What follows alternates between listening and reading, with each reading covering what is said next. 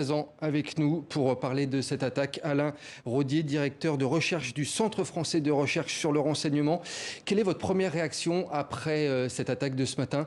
Une nouvelle et cette fois de nouveau un lieu de culte qui est attaqué.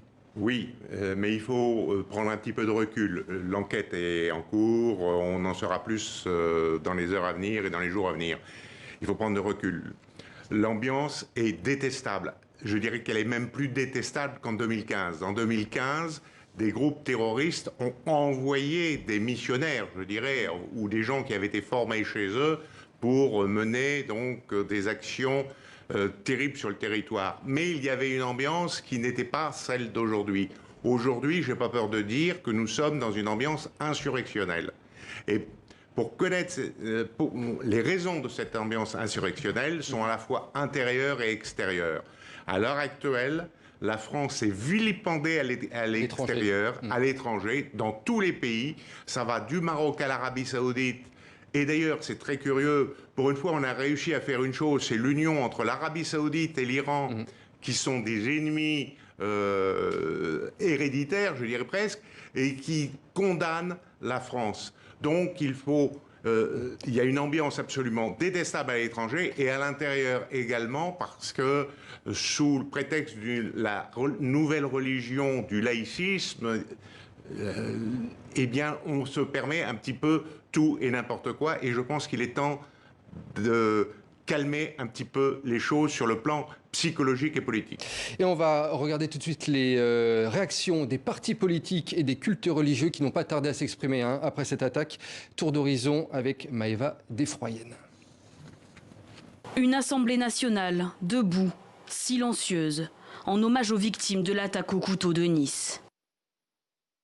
3 morts, dont un sacristain dans une église.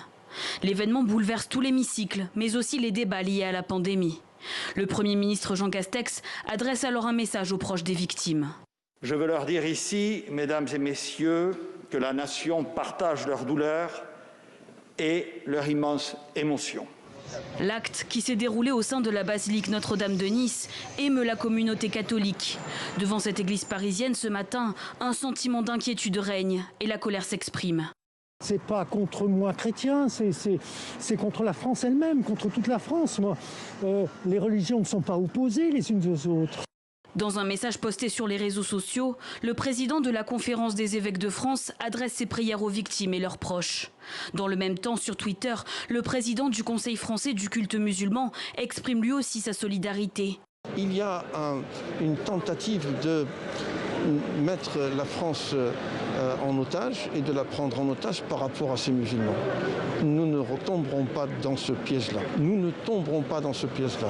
Je voudrais dire avec force, avec toutes nos tripes, combien nous sommes consternés, combien nous sommes révoltés par rapport à ce qui se passe. Des réactions également à l'international. Charles Michel, président du Conseil européen, affiche sa solidarité avec la France, tout comme le Premier ministre britannique, la chancelière allemande Angela Merkel, mais aussi la Turquie qui a fermement condamné cette attaque.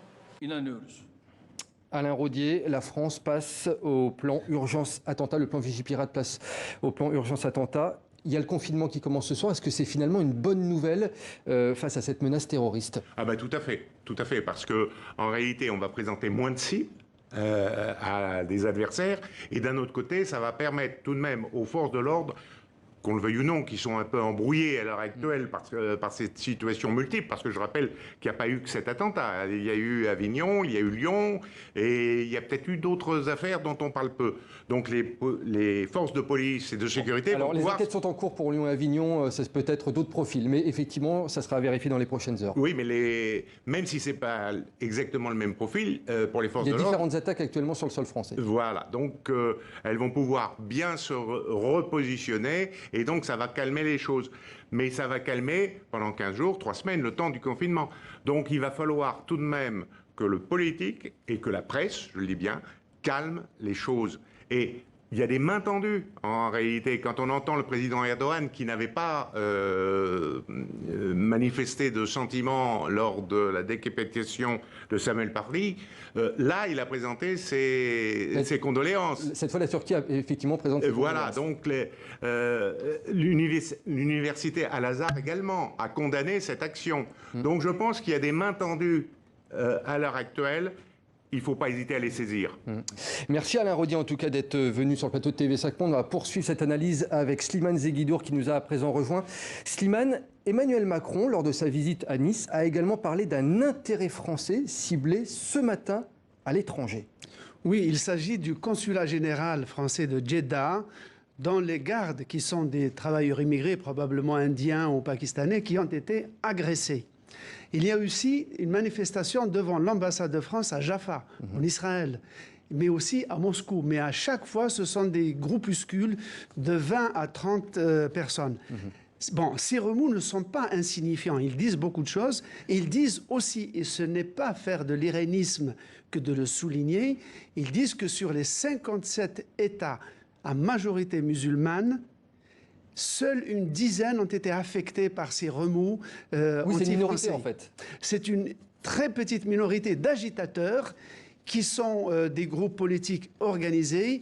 Et pour eux, c'est une occasion, c'est un prétexte d'une certaine manière en or de se rappeler à leur opinion publique. Néanmoins, quand on lit la presse arabe, ce qui ressort le plus dans ce qu'on lit, c'est beaucoup plus le sentiment horrible face à ces crimes quasi rituels, des crimes absolument barbares, plutôt que la colère contre les caricatures. Merci pour cet éclairage, Slimane Zeguidour. Et puis je voulais vous faire part d'un tweet du ministère de l'Europe et des Affaires étrangères qui concerne l'ensemble des Français qui sont à l'étranger. Le risque d'attentat étant élevé, les Français résidents ou de passage à l'étranger sont appelés à faire preuve de vigilance maximale.